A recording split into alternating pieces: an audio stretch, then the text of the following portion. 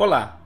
Na aula anterior, eu mencionei que se você tiver uma boa cobertura de testes, você vai ter uma grande garantia que quando o seu código é alterado, as funcionalidades todas continuam funcionando. Mas eu não especifiquei o que é cobertura. A cobertura nada mais é que a porcentagem do seu código que está coberta por testes automatizados. E, obviamente, como sempre, existe uma biblioteca para extrair essa métrica para a gente. Eu, inclusive, criei aqui uma issue para adicionar a cobertura de testes e integrar com o CodeCove. Então, a primeira coisa que eu vou querer fazer é instalar a biblioteca de coverage para o PyTest. E o PyTest costuma ter uma porção de plugins que estendem a funcionalidade do PyTest em si. Então, em geral, quando você está procurando alguma coisa dentro do PyTest, você digita PyTest mais o nome do que você está procurando e possivelmente você vai encontrar um plugin para ele. Então, eu digitei ali no Google PyTest Coverage, porque Coverage é um conceito que serve inclusive para qualquer linguagem. Então, o que vamos fazer? Simplesmente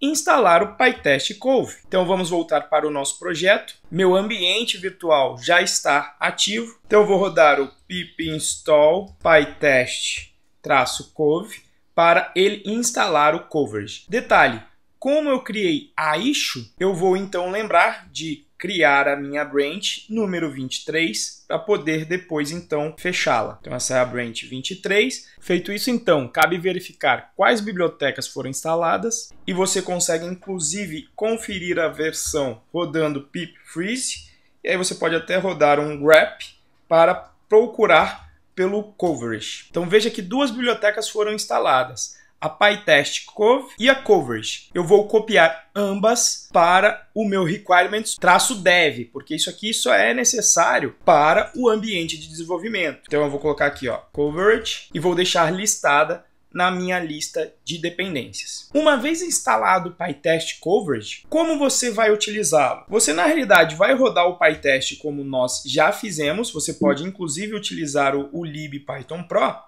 Só que quando você instala o plugin, você ganha uma nova opção, que é o Cove, de Coverage, onde você pode indicar qual é a raiz de código fonte da qual você quer extrair as métricas de cobertura. Então veja aqui, quando eu rodo agora com a opção do --cove, ele lê todos os módulos que estão dentro do diretório que eu indiquei na opção aqui, --cove, buscando qual é a porcentagem do código que está coberta pelos meus testes automatizados. Então veja que o próprio teste exemplo em si está coberto, Dunder init, só que veja que inclusive o nosso GitHub API não está. Então o total de cobertura do projeto coberto é de 30%, que por enquanto está baixo, mas nós vamos melhorar essa porcentagem. Uma vez então que você conhece o comando necessário para rodar a cobertura de código, obviamente que nós temos que alterar o comando aqui do Travis para incluir esta cobertura. E esse então é um primeiro ponto. Agora, um segundo ponto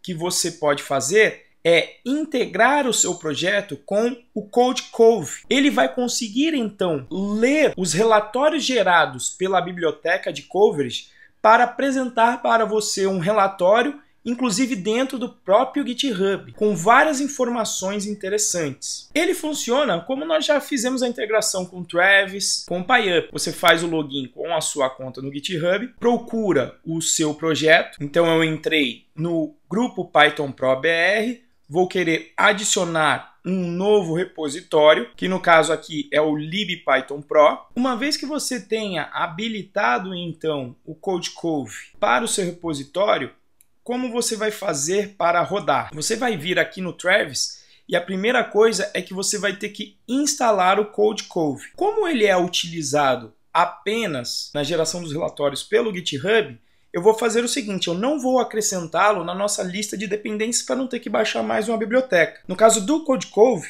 e é interessante saber, é possível você instalar aqui mesmo apenas no Travis. Olha, eu vou acrescentar a biblioteca do CodeCove aqui, sem precisar listar nas minhas dependências explicitamente. Porque localmente você utiliza apenas o PyTest Coverage para tirar a cobertura. Você não vai ficar mandando o relatório lá para o CodeCove da sua máquina local. Então eu só vou instalar aqui. Este é um primeiro passo. E o segundo passo é mandar esses relatórios para o CodeCove caso o build no Travis aconteça com sucesso.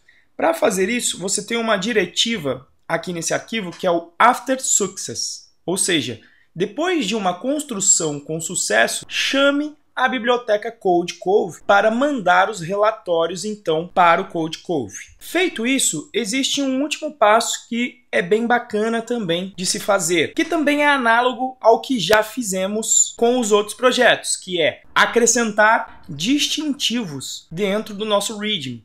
Em particular, o do CodeCove vai adicionar para a gente qual é a porcentagem de cobertura do nosso projeto. Então eu copiei ali o código de Markdown e vou entrar aqui no meu README e logo após os distintivos que nós já temos, acrescentar mais o distintivo do CodeCove. Feito isso, então, vamos criar o commit, acrescentada cobertura de código. Fecharemos aqui a issue de número 23. Vamos fazer um commit and push e vamos enviar isso para o GitHub na branch 23. A partir desse momento, você pode investigar, então, o seu código do libPython Pro, criar um pull request como sempre, corrigir aqui o português que não ficou legal. E aí agora o que vai acontecer? O Travis vai rodar o código como anteriormente, rodando o Flake 8 e o código de teste do PyTest. E aí, quando ele termina de rodar com sucesso, ele vai executar a etapa do After Success, que é exatamente chamar o CodeCove para postar o relatório de cobertura de código para o CodeCove. Feito isso, terminou a etapa de instalação do Travis. Veja então que o CodeCove me apresenta esse relatório, olha, dizendo qual é a cobertura no meu projeto. Então você pode inclusive utilizar o próprio CodeCove para identificar o que está acontecendo no seu projeto, se a cobertura aumentou desde o último PR ou não, do código que foi enviado, que é o difference do código, quanto desse código está coberto. Então ele vai te fornecer várias métricas de qualidade com relação ao seu código.